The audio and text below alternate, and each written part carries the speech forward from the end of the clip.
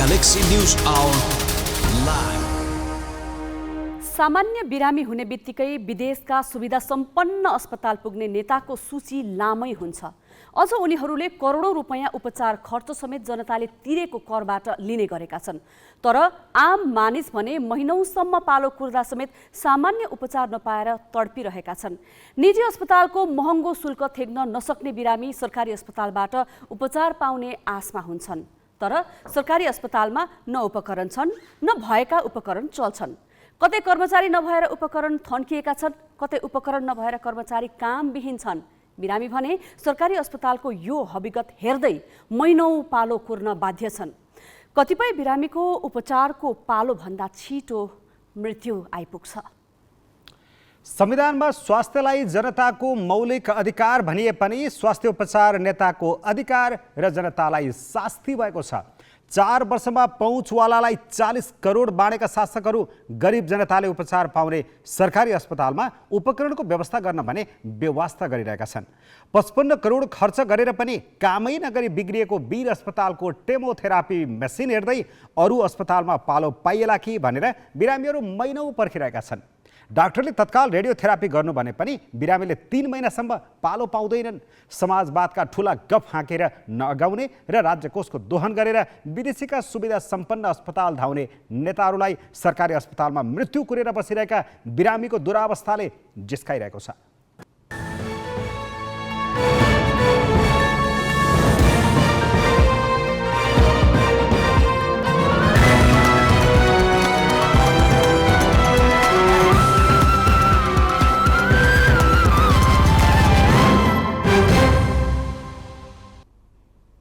नमस्कार, यो हो ग्यालेक्सी न्यूज आवर। अब हेडलाइन्स।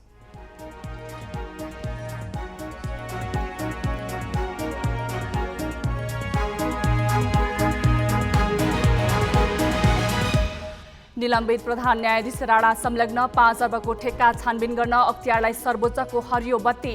15 दिनभित्र निकास दिन कामु प्रधान न्यायाधीश कार्कीको आग्रह। महालेखाद्वारा कृषि मन्त्रालयको 1 अर्ब भन्दा बढी बेरुजु गुपचुप राफसाफ। ठुलो बजेट परिचालन गर्ने भौतिक पूर्वाधार मन्त्रालय सहित 20 निकायले लेखा समितिलाई टेरेनन्। एसई परीक्षाको नतिजा झनै खस्कियो। 75 को तुलनामा 3.6 जीपीए माथि ल्याउने विद्यार्थीको हिस्सामा उल्लेख्य गिरावट, बोर्ड भन्छ सन्तोषजनक। ब्ल्याक सी बन्दरगाहबाट युक्रेनी अन्न निर्यातको तयारी सुरु। पहिलो जहाज चाँडै छुट्ने टर्कीका रक्षा मन्त्रीद्वारा जानकारी। र 20 वर्ष मुनिको साफ च्याम्पियनसिपमा नेपाल र श्रीलङ्का बीच प्रतिस्पर्धा जारी। लगातार दोस्रो जित निकाल्ने नेपालको लक्ष्य।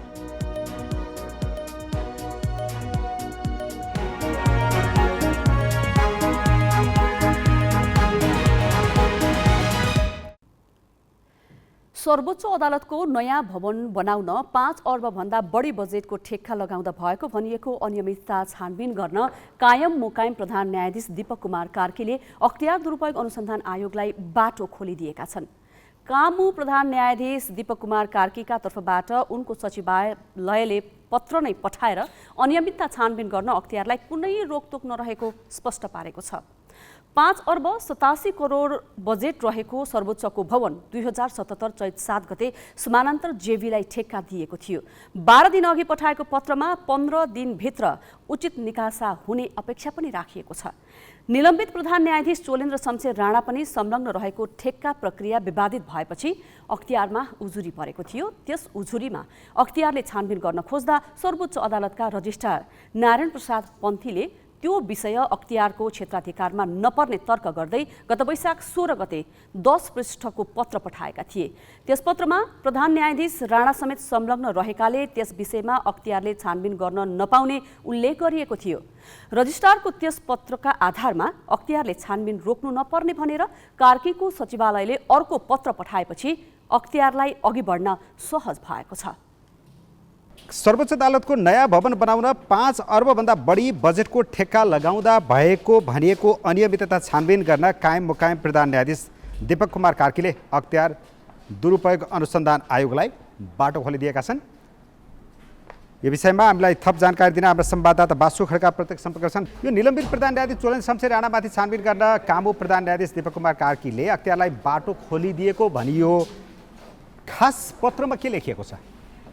निमेशजी, पक्कै पनि अब सर्वोच्च अदालतका कायम मुकायम प्रधान न्यायाधीश दीपक कुमार कार्कीको सचिवालयले चाहिँ अख्तियार दुरुपयोग अनुसन्धान आयोगलाई निलम्बित प्रधान न्यायाधीश चोलेन्द्र शमशेर राणा सम्मिलित भए पनि सर्वोच्च अदालतको निर्माणाधीन भवन निर्माण प्रक्रियामा जसरी अनियमितता भएको छ भनेर भनिएको छ, यसको छानबिन गर्नका लागि बाटो खुल्ने गरी चाहिँ उनको सचिवालयबाट अख्तियार दुरुपयोग अनुसन्धान आयोगमा पत्र गएको छ र यो पत्रमा भनिएको छ कि प्रधान न्यायाधीश हुँदैमा अथवा अन्य जोसुकै व्यक्ति भए पनि कानुनभन्दा माथि नहुने र कानुनको दायरामा आउन जोसुकै पनि पर्छ भन्ने किसिमले पत्र गएको छ भनिएको छ। र यो पत्रमा यदि चोलेन्द्र शमशेर राणा दोषी छन् अथवा त्यो भवन निर्माण प्रक्रियामा उनी सम्मिलित हुँदै गर्दाखेरि उनले गरेका काम कारबाही गलत छन् भनेदेखि कारबाही गर्ने निकाय छन् र अख्तियार दुरुपयोग अनुसन्धान आयोगले छानबिन गरेर जो कोही दोषी छन् भनेदेखि उनीहरू विरुद्ध आयोगले जसरी एउटा प्रतिवेदन तयार गर्छ त्यसका आधारमा कारबाही गर्ने निकाय छन् र सम्बन्धित निकायले कारबाही गर्न सक्ने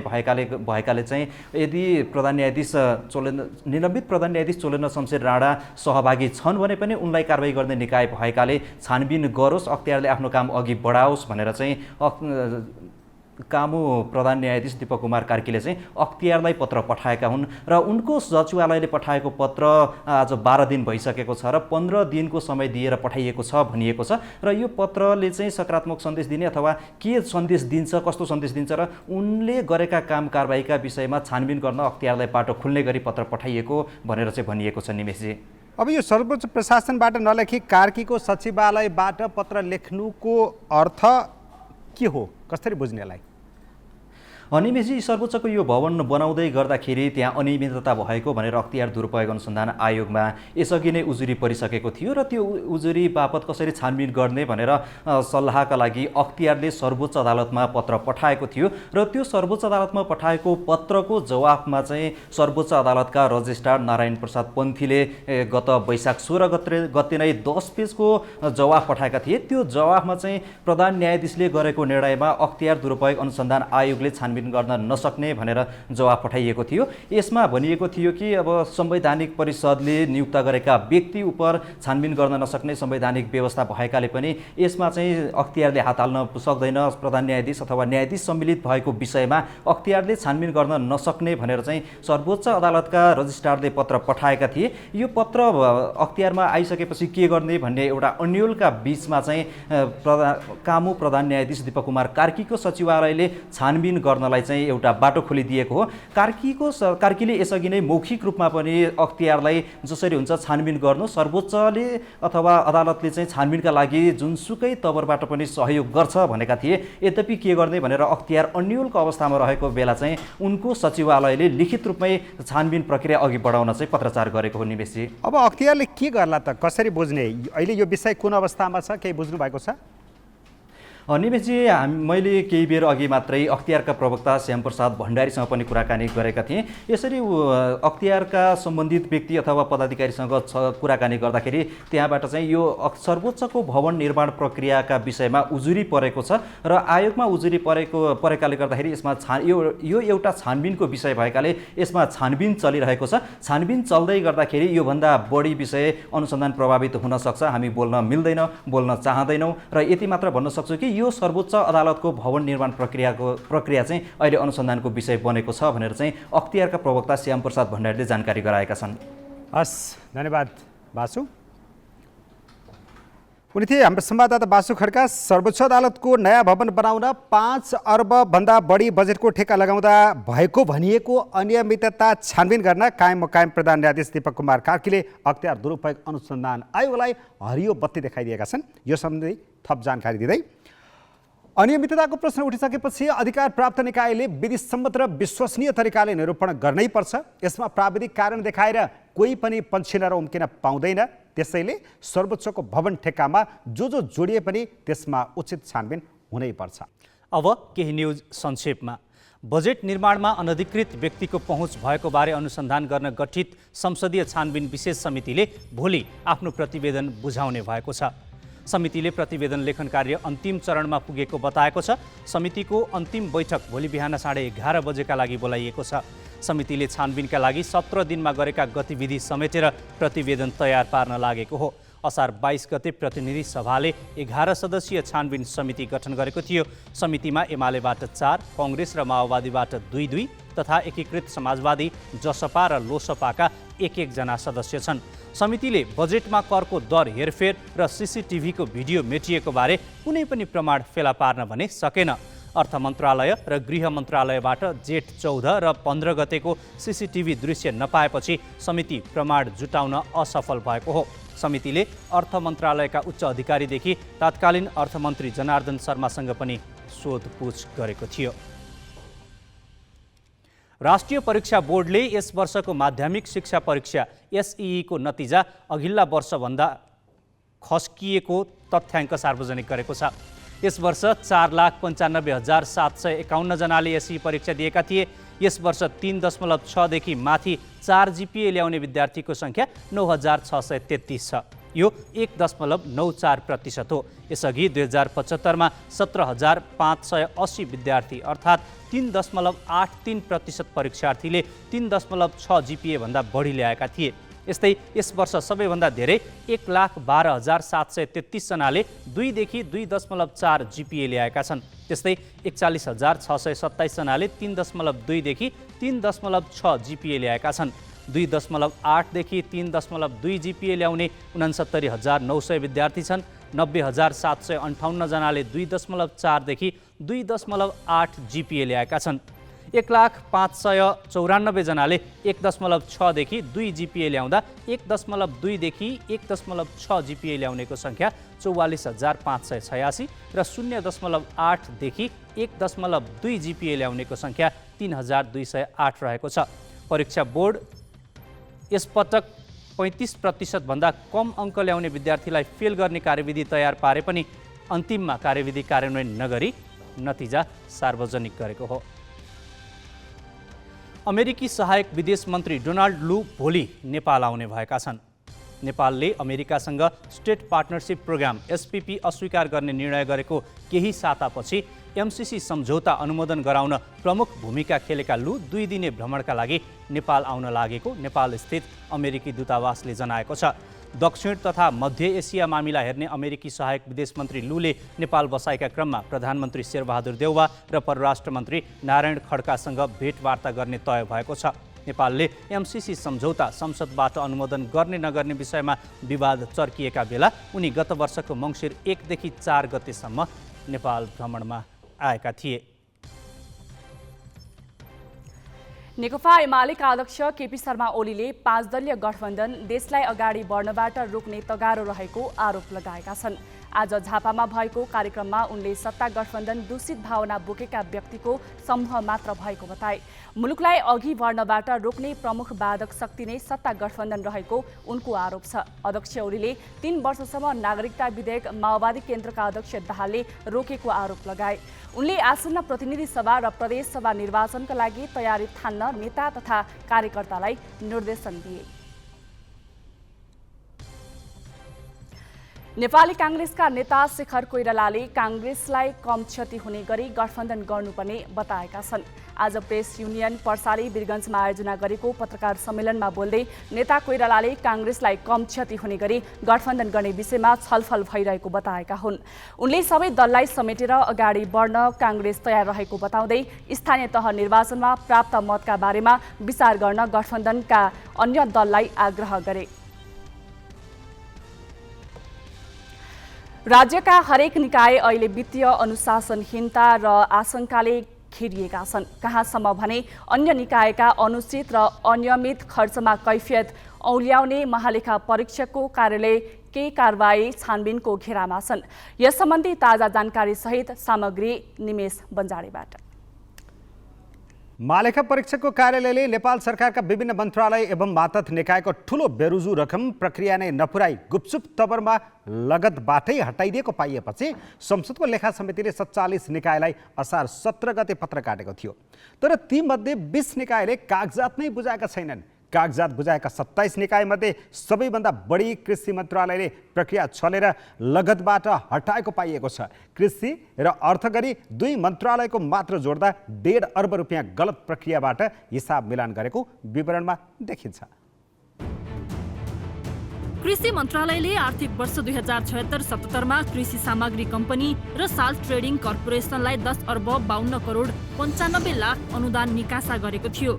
4,50,200 मेट्रिक टन मलको लागत 9 अर्ब 24 करोड 26 लाख थियो। यस क्रममा कृषि कम्पनीलाई 1 अर्ब 6 करोड 17 लाख बढी निकासा भएको पाएपछि महालेखाले असुल गर्नुपर्ने बेरुजुमा राख्यो। अब त्यो बेरुजु असुल गरेर मात्र पुग्दैन, संसदको सार्वजनिक लेखा समितिमा छलफल गरी सम्बन्धित निकाय र अधिकारीलाई जवाफदेही पनि बनाउनु पर्छ।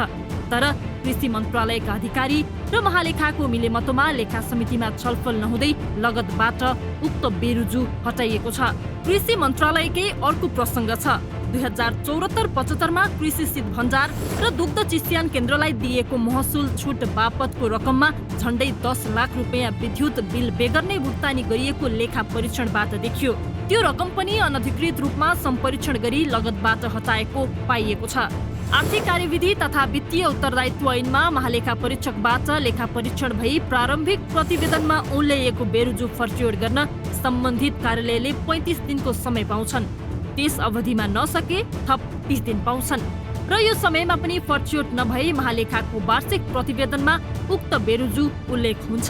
यसरी अनियमित खर्च गर्ने र समयमा फर्च्योट नगर्ने निकायका पदाधिकारीलाई जिम्मेवार बनाउन लेखा समितिले थप छानबिन र छलफल गर्छ। कतिपयमा सम्बन्धित अधिकारीलाई कारबाही समेत गर्नुपर्ने हुन्छ। असुल गर्नुपर्ने बेरुजुमा पनि जरिवाना, हर्जाना, ब्याज तथा अन्य शुल्क समेत जोडिएको छ कि छैन भनेर यकिन गर्नुपर्छ। अनि मात्र लगतबाट हटाउन मिल्छ। तर यो प्रक्रिया छलेर बेरुजु भएका निकायले पठाएको एउटा पत्रका भरमा महालेखाले बेरुजु राफ साफ गरिदिँदा गम्भीर घोटाला पनि त्यसै ढाकछोप नसक्ने जोखिम रहन्छ। यसअघि ठूला करदाता कार्यालयले असुल गर्नुपर्ने दुई कम्पनीको झण्डै 43 करोड बराबरको कर फर्च्योर गरेको विषय ग्यालेक्सी टेलिभिजनले असार 18 गते सार्वजनिक गरेको थियो। अहिले कृषिका साथै खेलकुद र अरू केही मन्त्रालयको विवरण प्राप्त भएको छ। तर ठूलो बजेट परिचालन गर्ने र बेरुजु अङ्क पनि उच्च भएका भौतिक पूर्वाधार, शहरी विकास, स्वास्थ्य, गृह र रक्षा मन्त्रालय सहित 20 निकायले विवरण दिने अटेरी गरिरहेका छन्। समितिले 2 पटक पत्रचार गरिसक्दा पनि संसदीय समितिमा विवरण नआइसकेपछि तेस्रो पल्ट ताकेता पत्र पठाएको छ। यसले सरकारी निकायमा झाङ्गिएको वित्तीय अनुशासनहीनतासँगै सार्वभौम संसदलाई समेत नटेर्ने प्रवृत्तिलाई उदाङ्गो पारेको छ। क्यामेरामा रिकेश सिंहका साथमा सृजना घिमिरे, ग्यालेक्सी 4K, काठमाडौँ।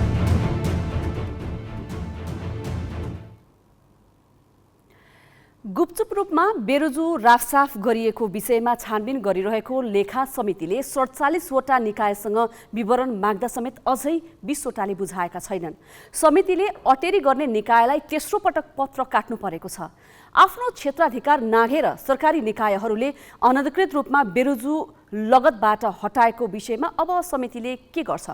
दोषी देखिएकाहरूका हकमा के हुन्छ भनेर हामीले सार्वजनिक लेखा समितिका सचिव समेत रहेका संघीय संसद सचिवालयका प्रवक्ता रोजनाथ पाण्डेलाई सोधेका छौँ। हामीले 47वटा निकायहरूलाई पत्रचार गरेकोमा यो बेरुजु जुन फर्स्योट गर्ने सन्दर्भमा सार्वजनिक लेखा समितिमा छलफल नभइकन विभिन्न निकायहरूले आफ्नो मातहतका कार्यालय मार्फत महालेखा परीक्षकसँग समन्वय गरेर आफ्नै हिसाबले बेरुजु फर्स्योट गरेको देखियो। त्यसरी फर्स्योट गर्दा लेखा समितिमा जुन छलफल गरेर निकास दिनुपर्ने जुन विषयहरू थिए ती विषयहरूमा छलफल गर्ने कुरामा प्रभावित भयो। त्यसकारण हामीले समितिबाट पत्रचार गरिसकेपछि करिब 6वटा निकायहरूले आफूले चाहिँ विगतमा यो काम गरिआएको र अहिले पनि सम्प्रेषण गरिएको भन्ने कुराको विवरण हामीलाई पठाउनु भयो। बाँकी थुप्रै कार्यालयहरूले यो हामीले यस्तो खास क्रियाकलाप गरेको छैन भन्ने जानकारी दिनुभयो र बाँकी 20वटा कार्यालयहरूबाट अहिलेसम्म जवाफ आएन। त्यो जवाफ नआएपछि हामीले फलोअप चिठी पठाउँदैछौँ, उहाँहरूलाई ताकेता गर्दैछौँ। त्यो आइसकेपछि समग्रमा अध्ययन गरेर त्यो निर्णयहरू पर के कस्ता भएका थिए भन्ने कुराको हामीले विश्लेषण गर्छौँ। अब त्यो छलफल हुन बाँकी रहेका डकुमेन्टहरू पेश गर्न बाँकी रहेका तर ती निकायहरूले लगत हटाइसकेको अवस्था जुन देखियो भने चाहिँ हामीले पुनः समितिमा छलफल गराएर त्यसलाई टुङ्ग्याउने गरी चाहिँ प्रस्तावहरू अगाडि लैजान्छौँ।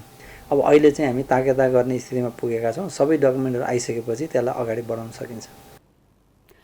एउटै कामका लागि संसदीय समितिले समेत सरकारी निकायलाई बारम्बार पत्राचार गर्नुपर्ने अवस्था भनेको राज्य प्रणालीमा स्वेच्छाचारिता बढ्दै गएको सङ्केत हो। यो अटेरी प्रवृत्ति विरुद्ध समितिले नै विशेष कदम चाल्नुपर्छ। अब केही न्युज संक्षेपमा। गृह मन्त्रालयले भिजिट भिजा लिई पर्यटक बनेर विदेश जाने र काम नपाएर अलपत्र पर्ने क्रम बढेको भन्दै रोजगारीका लागि भिजिट भिजा प्रयोग नगर्न सूचना जारी गरेको छ। भिजिट भिजामा गएर काम नपाउने, गन्तव्य मुलुकबाट प्रवेश निषेध भई फिर्ता हुने जस्ता गुनासो बढेको भन्दै मन्त्रालयले भिजिट भिजालाई भ्रमण प्रयोजन बाहेकमा प्रयोग नगर्न आग्रह गरेको हो।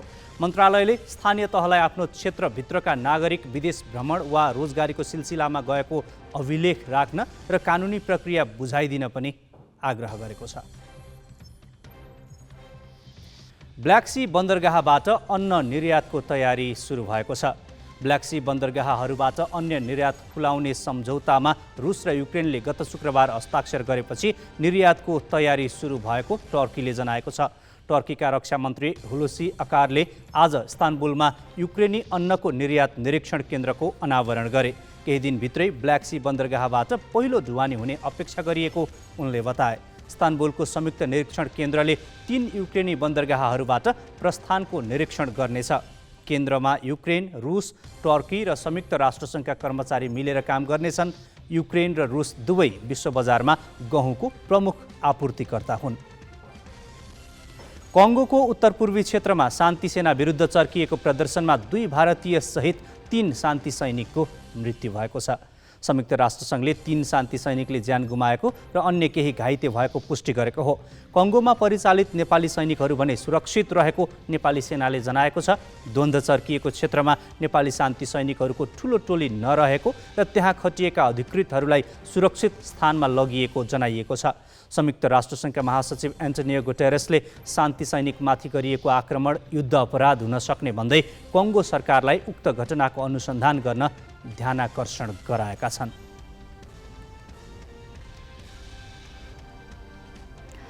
भारतमा प्रवर्तन निर्देशनालय ईडीले आज तेस्रो पटक कांग्रेस आई अध्यक्ष सोनिया गान्धीसँग 3 घण्टा सोधपुछ गरेको छ। नेशनल हेराल्ड अखबारसँग सम्बन्धित मुद्दामा गान्धीलाई सम्पत्ति शुद्धिकरण, विदेशी मुद्रा कारोबार, कर छली लगायत विषयमा ईडीले आज सोधपुछ गरेको हो। ईडीले तेस्रो चरणको बयानका निम्ति नेत्री गान्धीलाई बोलाएपछि उनी आफ्नी छोरी प्रियङ्का गान्धीका साथ ईडीमा उपस्थित भएकी थिइन्। ईडीका अधिकारीले 75 वर्षीय गान्धीसँग मंगलबार 6 घण्टाभन्दा बढी समय बयान लिएका थिए। नेशनल हेराल्ड अखबार र अनुसन्धानमा रहेको कम्पनी यङ इन्डियन प्रालीमा उनको संलग्नताबारे 30 वटा प्रश्नको जवाफ मागिएको थियो। यसैगरी सोनियासँग बयान लिएको विरोधमा कांग्रेसले संसददेखि सडकसम्म प्रदर्शन गरेको छ।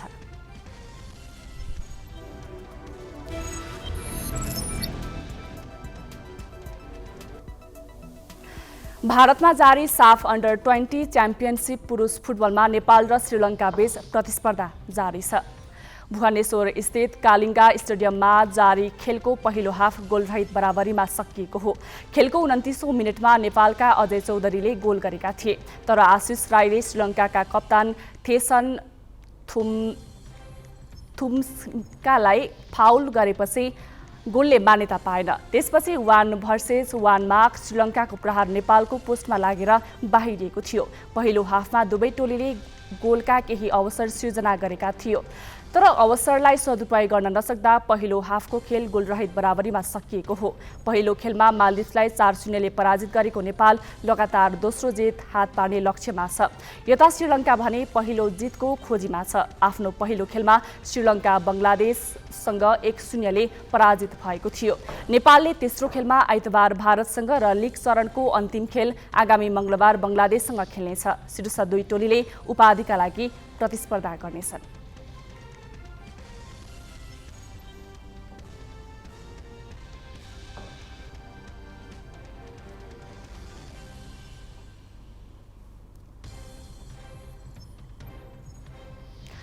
सन् 2024मा फ्रान्सको पेरिसमा हुने ग्रीष्मकालीन ओलम्पिक्सको तयारीका लागि नेपालका 10 खेलाडीले छात्रवृत्ति पाएका छन्। सम्बन्धित खेल सङ्घको सिफारिसमा नेपाल ओलम्पिक कमिटी एनओसीले छात्रवृत्तिका लागि 10 खेलाडीको नाम अन्तर्राष्ट्रिय ओलम्पिक कमिटीमा पठाएको थियो। टेबल टेनिसका संयोग कपाली, फेन्सिङका पायस युञ्जन, पौडीका नासिर याहा हुसेन, ब्याडमिन्टनका प्रिन्स दाहाल, जुडोकी मनिता श्रेष्ठ प्रधान, सुटिङकी सुस्मिता नेपाल, तेक्वान्डोकी युनिसिया राई, डान्स स्पोर्ट्सका दीपक लामा, गल्फका सुभाष तामाङ र भारोत्तोलनका सागर भण्डारीले छात्रवृत्ति पाएका हुन्। छात्रवृत्ति अन्तर्गत प्रत्येक खेलाडीले ओलम्पिकको छनौट प्रतियोगितासम्म मासिक $750 प्राप्त गर्नेछन्।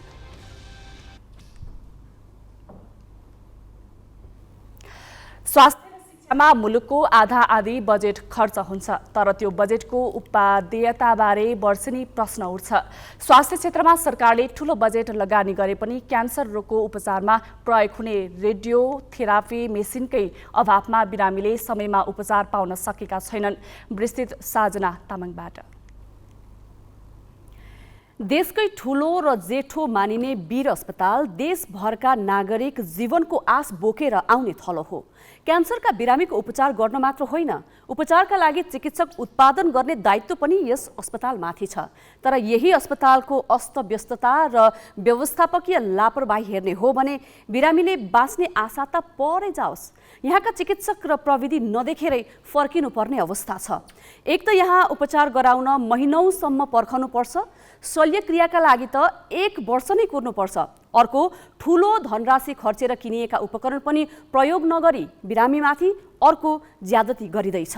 8 वर्ष अघि बिग्रिएको मसिनको ठाउँमा 6 महिनाभित्र अर्को जडान गर्न 48 करोडको भनिएको मसिनको सट्टा नयाँ ल्याउने भनिए पनि हाल कुन अवस्थामा छ, कहिले जडान हुन्छ, कुनै टुङ्गो छैन।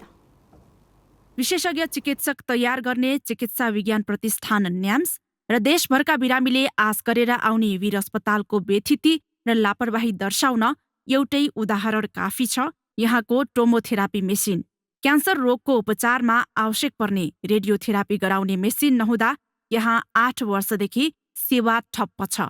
2074 असार 29मा आधुनिक उपकरण मार्फत गुणस्तरीय सेवा दिने उद्देश्यले वीरले लाइफलाइन ट्रेड इन्टरनेशनल कम्पनीसँग 48 करोड 9 लाख मूल्य पर्ने टोमोथेरापी मेसिन खरिदको सम्झौता गरेको थियो। मेसिन बिग्रिएको 2 वर्षपछि वीरले खरिद प्रक्रिया थालेको थियो। मेसिन राख्न 6 करोड 66 लाख 66 हजार रुपैयाँमा बङ्कर निर्माण र कोबाल्ट 60 मेसिनको रेडियोधर्मी पदार्थ सुरक्षित व्यवस्थापन लाइफलाइनले नै गर्ने सम्झौता थियो। आपूर्तिकर्ताले 6 महिनाभित्र मेसिनको परीक्षण समेत गराई हस्तान्तरण गरिसक्नुपर्ने शर्त थियो। मेसिन त खरिद गरियो, तर जडानमा व्यवस्था गरी लामो समय बाहिरै राखियो। पानी पर्यो, खिया लाग्यो, कामै नलाग्ने भयो। अब फेरि 2 वर्ष खरिद प्रक्रियामै खर्च हुने भएको छ। अब त्यही मेसिन नभएको कारणले धेरै गरी बिरामीहरूको त सायद डेथ पनि भएको हुनसक्छ होइन, किनभने अब महँगो छ नि। तपाईँ प्राइभेटमा गएर रेडिएसन गराउनलाई एकदमै महँगो छ होइन। अब जसमा पैसै छैन, वीर अस्पताल भनेको त एउटा यस्तो हस्पिटल हो जहाँ पैसा नभएको बिरामी आयो भने हामी फ्रीमा पनि गर्छौँ नि। रेडियोथेरापी मेसिन नहुँदा वीर अस्पताल आउने 70% क्यान्सर रोगी उपचार बिनै फर्कनुपर्छ। वीरले अहिले क्यान्सरको उपचारमा किमोथेरापी र शल्यक्रिया मात्र गर्छ। रेडियोथेरापी आवश्यक परे अरू अस्पताल पठाउँछ। त्यही मेसिन नहुँदा एकातिर भएका 3 चिकित्सक र अरू कर्मचारी 8 वर्षदेखि तलब मात्र खाएर बसेका छन्। अर्कोतिर बिरामीको बेहाल छ। भक्तपुर क्यान्सर अस्पतालमा रेडियोथेरापीको पालो पाउन मुस्किल छ भने निजीमा महँगो शुल्कका कारण बिरामीको ढाड सेकिने अवस्था छ। त्यही मेरो भत्ता पैसा थियो 3 पल्टको, त्यही पैसा बोकेर आएर थिएँ, गाडी भाडा त्यही। अनि अहिले त्यही गाडी भाडा गरेर लिएर आएको 20,000 पैसा बाँचेर थियो। अनि त्यसैले थोरै थिएन केही उपचार गर्न सक्छु कि भनेर लिएर आएको। अब हाम्रो नि अब एक चान्चुन चाहिँ सिद्धिसक्यो यो वीर हस्पिटलमा घुमाउँदै रिपोर्टहरूमै औषधिहरूमै। अझ नेपालमा सरकारीतर्फ वीर अस्पतालले मात्र रेडिएसन अन्कोलोजिस्ट चिकित्सक उत्पादन गर्छ, तर मेसिन नहुँदा उनीहरूले अभ्यास गर्ने ठाउँ छैन। यही एउटा इन्स्टिट्युट हो जहाँ चाहिँ रेडिएसन अन्कोलोजीको पढाइ हुन्छ होइन। मतलब रेडिएसन अन्कोलोजी आफ्नो डिपार्टमेन्ट र रेडिएसनको मेसिनै छैन भनेपछि त हामी त अरू इन्स्टिट्युटमा डिपेन्डेन्ट भएको छौँ।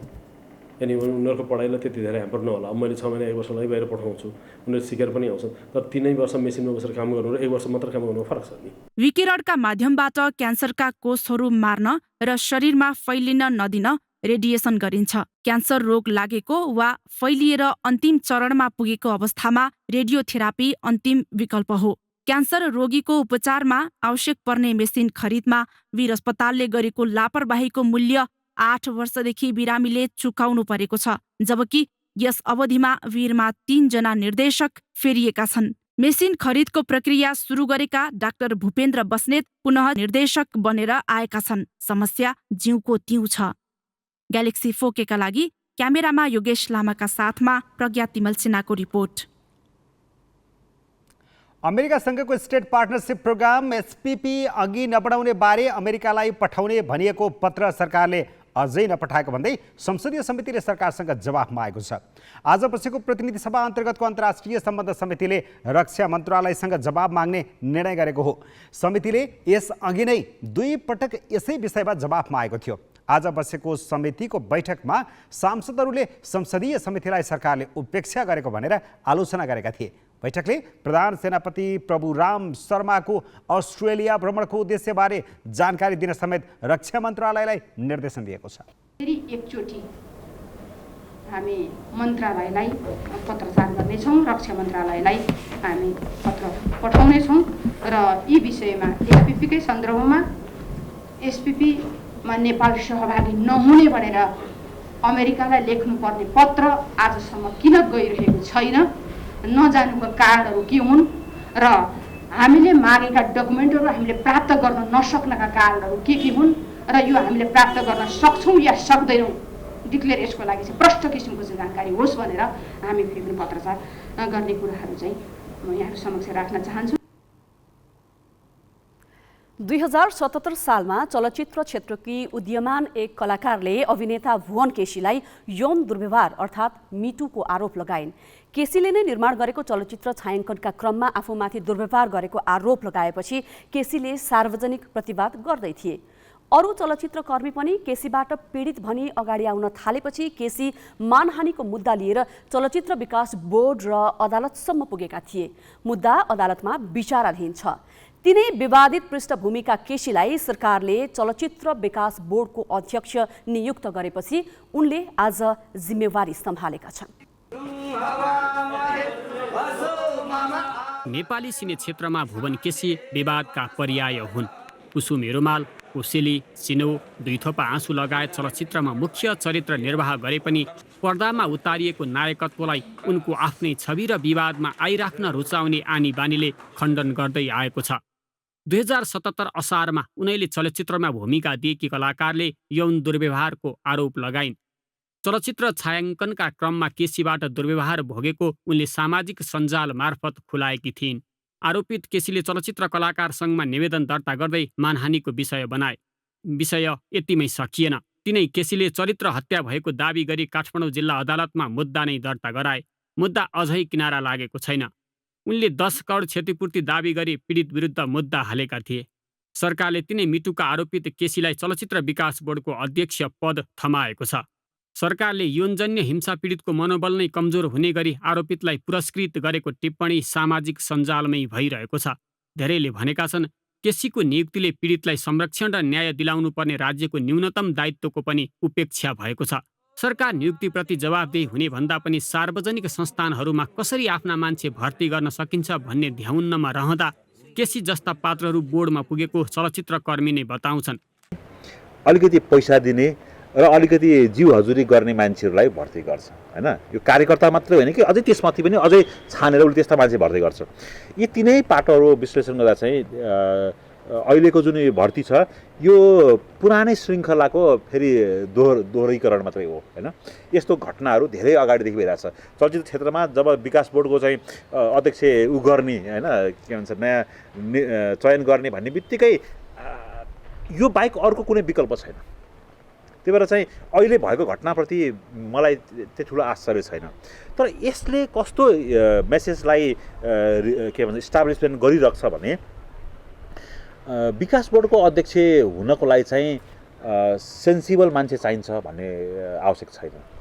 विकास बोर्डको अध्यक्ष हुनलाई चाहिँ सिनेमा क्षेत्रमा चाहिँ केही प्रगतिशील केही चाहिँ चेन्जेस ल्याउन चाहने मान्छेहरू आवश्यक पर्छ भन्ने छैन। केसी नैतिक रूपमा आरोपित पात्र मात्र होइनन्, कुनै व्यवस्थापकीय क्षमता प्रमाणित गरेर योग्य कहलिएका पनि छैनन्। अहिले देशमा 44 संस्थान अस्तित्वमा छन्, जसमध्ये सरकारको पूर्ण स्वामित्वमा 21 र बाँकीमा निजीको पनि साझेदारी छ।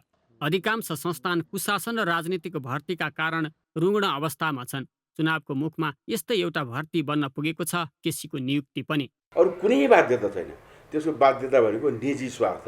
मैले भनेको मान्छे त्यहाँ हुनु पर्यो, त्यहाँ गएको मान्छेले मैले भनेअनुसार गर्नु पर्यो।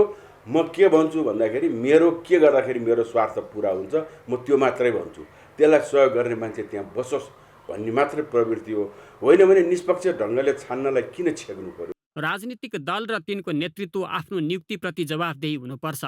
नैतिक प्रश्न उठेर मुद्दा किनारा नलागेको व्यक्तिलाई सार्वजनिक पद दिँदा यसले कस्तो स्थिति बसाल्छ र चलचित्र क्षेत्रको नियामक निकायले कस्तो कार्य सम्पादन गर्छ भन्नेमा सरकारमा बसेकाहरू सचेत हुनै पर्छ। क्यामेरामा सुशील बास्कोटाका साथ अक्षर काका, ग्यालेक्सी फोके, काठमाडौँ।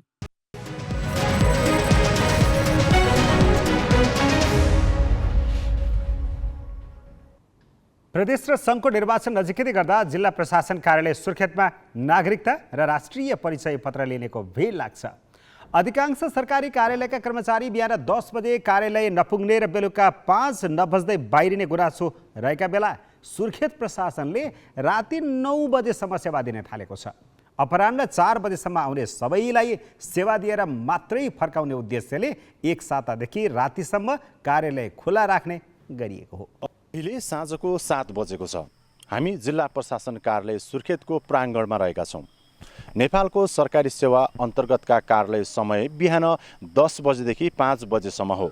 अधिकांश सरकारी कार्यालयका कर्मचारी 4 नबज्दै कार्यालयमा समय सकेको भन्दै सेवाग्राहीहरूको बाँकी काम भोलि बिहान 10 बजे हुने जवाब दिँदै फर्काउने गर्दछन्। तर सुर्खेतको जिल्ला प्रशासन कार्यालयमा राति 9 बजेसम्म सेवा प्रवाह हुँदै आएको छ। उहाँहरूले जुन 2 बजे 3 बजे अगाडि लिइरहनु भएको जति पनि फर्महरू छ त्यो काम चाहिँ उहाँले सम्पन्न गरेर सकाउने एउटा नियम रहेछ अलि नयाँ होइन। यति काम होला भन्ने चाहिँ सोचेको थिइनँ। 3वटै काम गरेँ मैले। यहाँ नागरिकता पनि प्रतिलिपि लिएँ, प्लस मैले मतदाता पत्र पनि यहीँ रहेछ होइन एउटा पार्टमा, त्यो मतदाता पत्र पनि बनाएँ, प्लस अब राष्ट्रिय परिचय पत्र पनि अघि नै दिएको थिएँ, अलिकति पेन्डिङ बाँकी थियो, त्यो पनि भर्खरै सकियो। सबै कर्मचारीहरू परिचालन गरेर रातको 9-10 बजेसम्म पनि 150 मान्छेजनाको नागरिकता उपलब्ध गराएर पठाउने काम गर्नुभयो र सिम्ता गाउँपालिका वार्ड नम्बर 3 को तर्फबाट पनि म उहाँलाई सल्युट गर्न चाहन्छु, धन्यवाद दिन चाहन्छु। एकदम खुसी छौँ हजुर, हामी एकदम खुसी।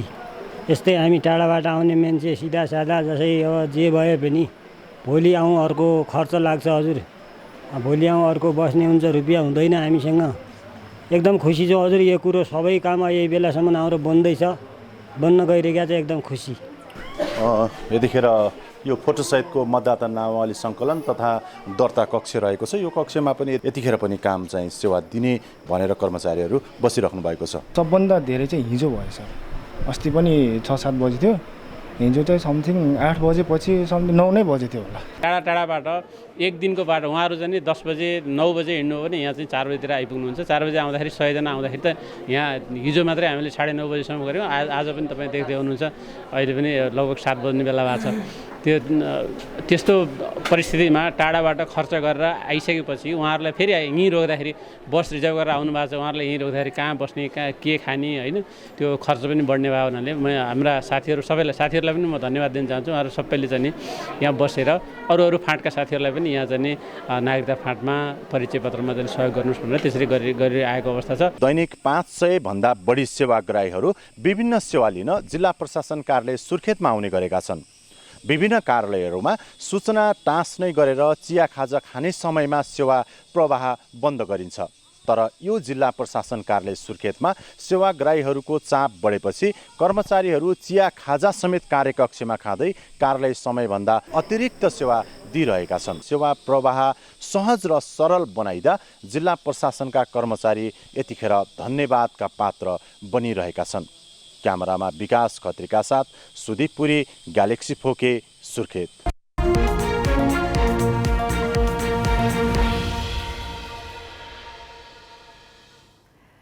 संसदको विकास तथा प्रविधि समितिले एसियन हाइवेको मापदण्डमा स्तरोन्नतिको काम अघि बढाइएको नारायणगढ बुटवल सडकको कार्य प्रगति निराशाजनक रहेको भन्दै कारबाही गर्न सरकारलाई निर्देशन दिएको छ।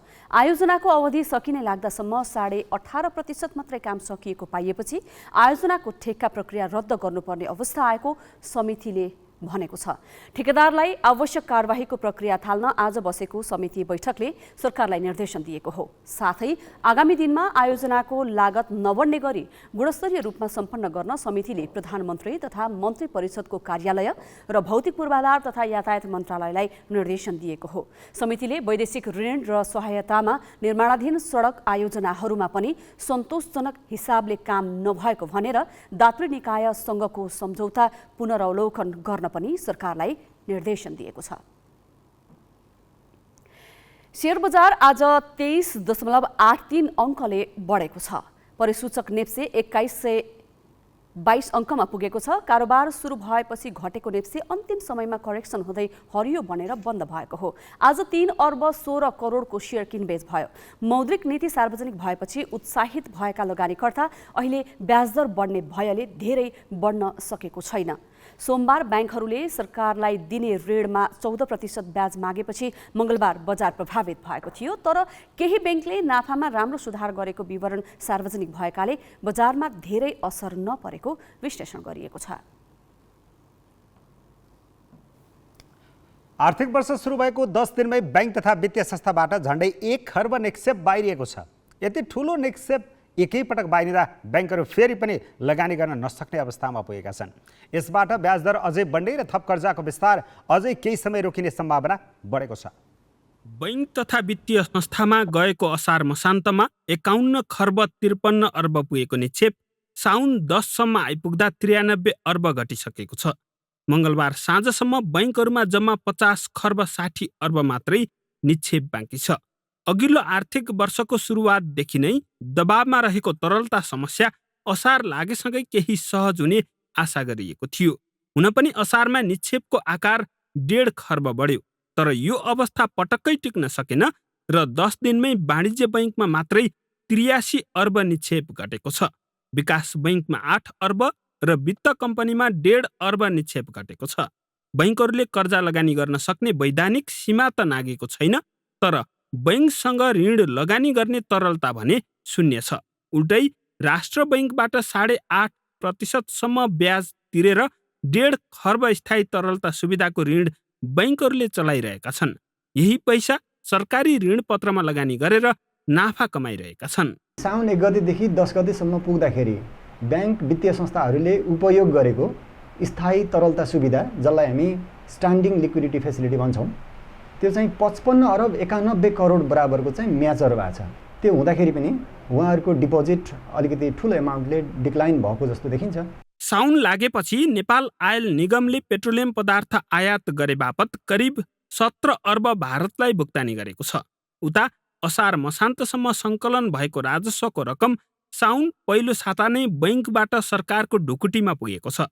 अर्कातिर असारमै सरकारले ठेकेदारलाई दिएको चेक साउन लाग्ने बित्तिकै साटेर नगद लान थालेपछि बैंकको निक्षेपमा चौतर्फी असर परेको छ। यसले निक्षेप मात्रै घटेको छैन, विदेशी मुद्राको ढुकुटी खस्किएको छ र बजारमा नगद प्रवाह पनि बढेको छ। यसले अनौपचारिक अर्थतन्त्रलाई बढावा दिन सक्छ। निक्षेप सिर्जना नहुने, तरलतामा दबाव रहने, त्यसले गर्दा ब्यालेन्स अफ पेमेन्टको इस्यु आउने, अनि सरकारले चाहिने यो भनौँ न इम्पोर्टलाई रेस्ट्रिक्सन गर्दै जानुपर्ने, त्यसले फेरि बजारमा सामानको कमी हुने, फेरि मूल्य वृद्धि हुने। तरलता नभएर थप ऋण दिन नसक्ने अवस्थामा पुगेपछि बैंकहरूले निक्षेप तान्न आकर्षक योजना सार्वजनिक गर्न थालेका छन्। तर यसको असर निक्षेपमा देखिएको छैन। राष्ट्र बैंकले एकातिर ब्याज बढाउने नीति लिएको छ भने कतिपय वस्तुको आयात प्रतिबन्धपछि रेमिटेन्सको रकम पनि अवैध आयातमै खर्च हुने जोखिम बढेको छ। यसबाट औपचारिक बैंकिङ प्रणालीमा धेरै पैसा जम्मा भइहाल्ने सम्भावना छैन। Business bureau, Galaxy four K, Kathmandu. हामी ग्यालेक्सी न्युज आवरको अन्त्यमा छौँ। जाँदा जाँदै हेडलाइन्स।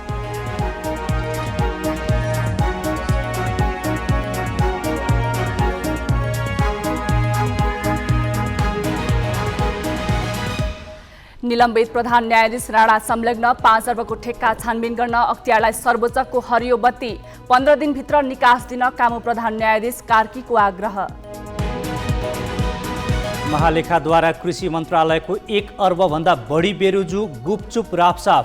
ठूलो बजेट परिचालन गर्ने भौतिक पूर्वाधार मन्त्रालय सहित 20 निकायले लेखा समितिलाई टेरेनन्। एसई परीक्षाको नतिजा झनै खस्कियो। 2075 को तुलनामा 3.6 जीपीए माथि ल्याउने विद्यार्थीको हिसाबमा उल्लेख्य गिरावट। बोर्ड भन्छ सन्तोषजनक। ब्ल्याक सी बन्दरगाहबाट युक्रेनी अन्न निर्यातको तयारी सुरु। पहिलो जहाज चाँडै छुट्ने टर्कीका रक्षा मन्त्रीद्वारा जानकारी। र 20 वर्ष मुनिको साफ च्याम्पियनसिपमा नेपाल र श्रीलङ्का बीच प्रतिस्पर्धा जारी। दोस्रो हाफ चलिरहँदा नेपाललाई 2-0 को अग्रता।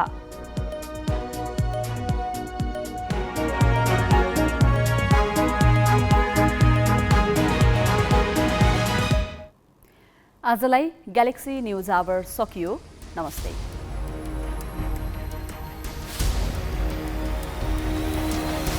This is Galaxy News Hour Live.